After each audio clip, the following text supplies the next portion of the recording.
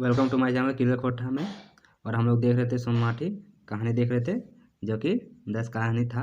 उसमें से हम लोग 4 कहानी देख चुके थे। अब इसके आगे हम 5वां देखेंगे, जो कि मेरा है अजवार भौजी की बेड़ल चेंगा। यानी अजवार बिना काम का रहती है जो घर में भौजी लोग, और बेड़ाल उसका बाल बच्चा। अपने बाल बच्चा के देख रेख में नहीं, उनके कारण से खराब हो जाते हैं, अच्छे आदत वाले नहीं होते हैं, तेज तरार नहीं होते हैं, या और भी बहुत चीज़ें। अब देखेंगे कहानी के पात्र। लेखक स्वयं कहानीकार, लेखक स्वयं है कहानीकार, वही बताए हैं अपने को लेकर। कहानीकार का भाई, कहानीकार का भाभी, भतीजा, टोकना। शीर्षककार थे अजवार काम नहीं करना, फालतू बैठे रहना, निकम्मा, जिसको अजवार बोलते हैं, अर्थात निकम्मे भाभी के बिगड़े बच्चे। कहानी का सार संक्षेप। यह कहानी बड़ा परिवार और दुखी परिवार और शिक्षा के महत्व पर आधारित कहानी है। और यह कहानी एक बड़ा परिवार और दुखी परिवार और अशिक्षा के परिवार के आधारित पर कहानी है। इस कहानी में लेखक स्वयं एक पात्र है, जो अपने पड़ोस की एक निखट्टू निकम्मी भाभी की कहानी कहता है। उसको भाभी काम धाम नहीं करती है और खा खा कर सेठानी की तरह मोटी हो गई। और वो उसकी भाभी जो थी गांव की, वो खा खा कर मोटी हो गई थी, काम भी नहीं कर रही थी, कुछ काम भी नहीं करती थी। उनके 10 बच्चे थे और उनके 10 बच्चे थे, समझ सकते हैं।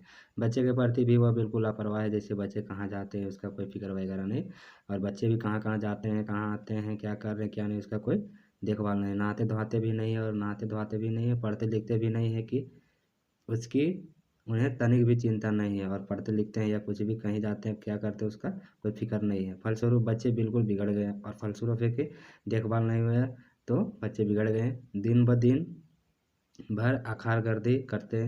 उसका पति मैट्रिक पास है और शहर में पैसा कर काम करता है, और वो बाहर जाकर काम करता है। 10वीं पास है उसका पति। उसे भी अपने बच्चों की चिंता नहीं, और उसे भी अपने बच्चों की चिंता नहीं। तो जाहिर सी बात है कि वो काम करने के लिए गया तो वो कैसे देखेगा, देखभाल करेगा जब घर में मम्मी है ऑलरेडी। तो लेखक स्वयं एक दिन अपने भतीजे टुकना को भरी दोपहरी में आम बगीचे में आम तोड़ते देखता है। और लेखक स्वयं एक दिन भतीजों को देखता है कि दोपहर में आम के बगीचे में आम तोड़ते देखता है। तो भाभी को काफ़ी उलाहना देते हैं और बच्चों को स्कूल भेजने की बात कहता है, और बच्चों को स्कूल भेजने के लिए भाभी को बोलते हैं। लेखक शिक्षा के महत्व को समझाता है, और शिक्षा का महत्व के बारे में समझाता है। कहानीकार अपने भाई को भी समझाता है, और भाभी को भी समझाता है कि पढ़ाई वगैरह से क्या है क्या नहीं। अंत में भाभी समझ जाती है, और लास्ट में भाभी समझ जाती है और अपने व्यवहार पर पछताव करती है, यानी पछताती है और रोने लगती है।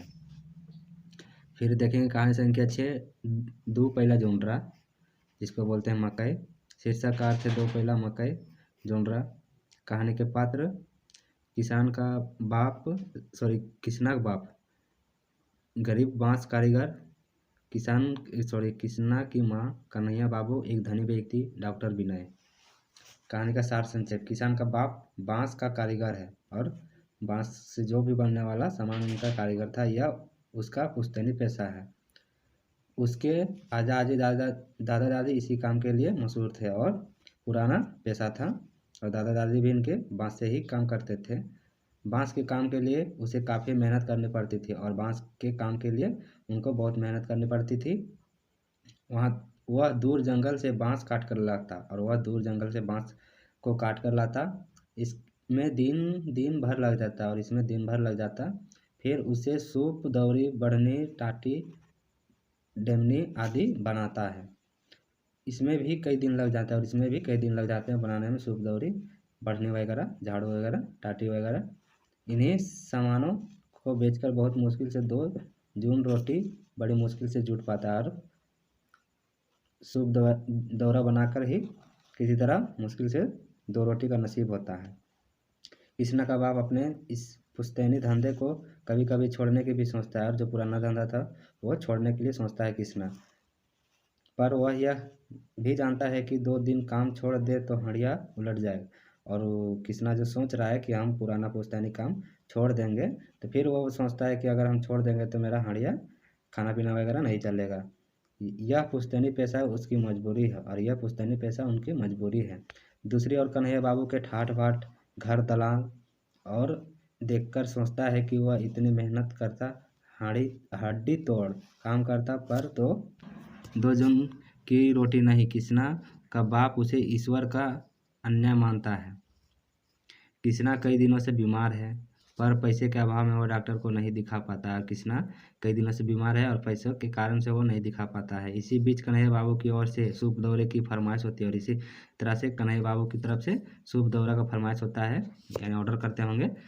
सो भी 1 दिन के अंदर ही चाहिए, उसमें से भी 1 दिन के अंदर ही चाहिए। काफ़ी थके होने के बावजूद वह रात जागकर सूप दौरी बुनता है और वो दिन भर थका रहता है, उसके बावजूद भी रात में जगकर सुखदौरी बुनता है। उसके लिए वह दुविधा में है कि घर का राशन पानी लाए या कृष्णा का इलाज करे, और वह दुविधा में है कि राशन पानी लाए या कि कृष्णा का इलाज करे। दोनों काम जरूरी है और दोनों काम जरूरी था। अंत में कृष्णा की माँ सावन भादो जैसे गाढ़े वक्त के लिए रखे 2 पैला मकई को साहू के यहाँ 5 रुपये में बेचती है। 2 किलो मकई साहू के यहाँ बेचती है 5 रुपये। डॉक्टर विनय से इलाज कराता है और डॉक्टर विनय से इलाज कराता है। डॉक्टर विनय दयालु है और डॉक्टर विनय दयालु हैं, बहुत अच्छे हैं। वो मात्र 2 रुपये में ही उसका इलाज करता है और मात्र 2 ही रुपये में इलाज करके ठीक कर देता है। अब इसका आगे देखें कहानी संख्या 7 और दीदा, जिसको बोल सकते हैं कि अचानक से बदलाव हो गया। शीर्षाकार थे और आद्र नम्र दीदा आंखें, अर्थात नम आंखें, मामा आदि। कहानी के पात्र चानवाली, कहानीकार लेखक स्वयं रेशमी चानवाली की बेटी। फिर है चौथा निर्मल महतो, जिसे चानो वाली दूध पिलाती थी। कहानी का सार संक्षेप, यह कहानी स्वयं लेखक के जीवन में घटित घटना पर आधारित एक महत्वपूर्ण कहानी है और यह कहानी जो लेखक हैं उनके जीवन में घटित घटना के आधारित पर कहानी है। इस कहानी के माध्यम से स्वार्थी समाज पर उंगली उठाई गई है और स्वार्थी जो होते हैं उन पर अंगुली की गई है। जब लोगों को किसी से कुछ लेना होता है तो बेहिचक लेते हैं, पर प्रतिदिन देना पड़ता है तो साफ मुकर जाते हैं। जब किसी को लेना रहता है तो बेहिचक लेता है और किसी को देना पड़ता है तो मुकर जाता है। चानो वाली मामा एक विधवा औरत है। चानो वाली मामा एक विधवा औरत है। उसका असली नाम क्या था यह तो नहीं पता, पर चूंकि वह चानो गांव की रहने वाली थी, अतः गांव के नाम से उसका नाम चानो वाली पड़ गया। वह तथाकथित छोटी जात की थी और वह छोटी जात की थी। वह गांव के महतो के यहाँ गोबर काटने, साफ सफाई जैसे घर के काम काज करती थी और वह महतो के घर में गोबर वगैरह साफ करती थी। वह महतो द्वारा प्रदत्त प्रतिदिन होगा, प्रदत्त मतलब घर में रहा करती है और उस वही घर में रहती थी और महतो घर से प्राप्त भोजन और कपड़े लते से अपनी बेटी रेशमी को बेटा कोल्हा के साथ में गुजारा करती थी और अपने बेटी की रेशमी के साथ और बेटा कोल्हा के साथ में गुजारा करती थी। चानो वाली मामा बिल्कुल निष्कपट जैसी सरल स्वभाव और ईमानदार महिला थी और चानो वाली बहुत ही ईमानदार थी। उसके इसी गुण के चलते घर के भीतर बाहर उसकी हर जगह पैठ थी और मिलता जुलता था, वही ईमानदार के कारण घर के बाहर भी और अंदर भी।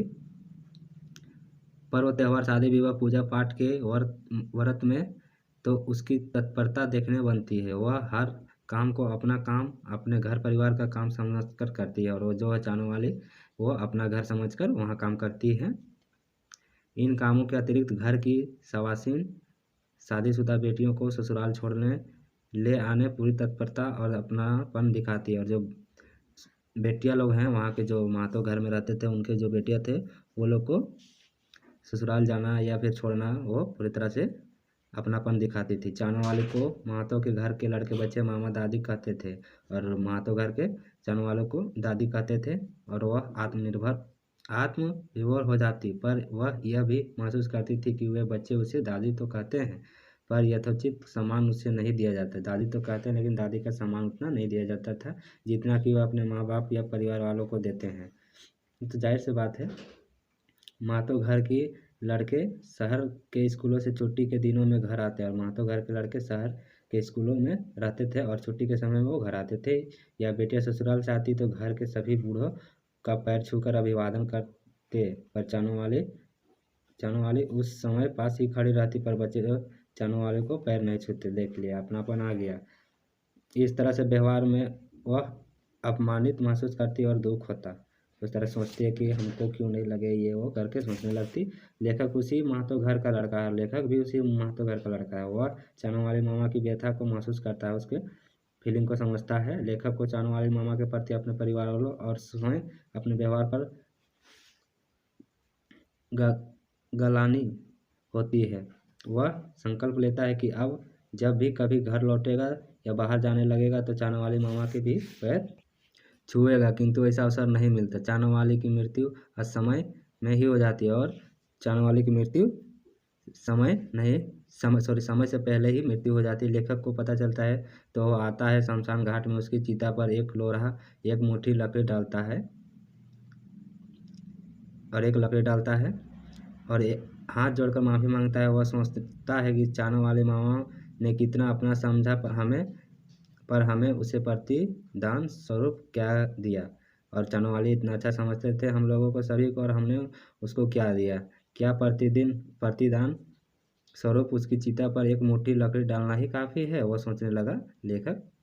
तथा कथित छोटी जाति के नाम पर उसे प्रति समाज के दुर्व्यवहार पर दुख होता है और छोटी जात करके उसको बेइज्जत किया जाता था, वही सोच रहा है लेखक, और उसके गुणों को याद कर आंखों में नम हो जाती है और वो बात सोचकर आंसू आ जाता है लेखक को। अब कहानी संख्या 8 मल की बहू देखेंगे अगला क्लास में। अगर इसी तरह का वीडियो आप लोग चाहते हैं तो प्लीज़ हमारे चैनल क्लियर कोटा को लाइक शेयर सब्सक्राइब कीजिए। Thanks for watching clear Kota. अब इसके आगे हम क्वेश्चन आंसर भी करेंगे, तो बने रहिए हमारे चैनल क्लियर कोटा में। Thanks for watching clear Kota.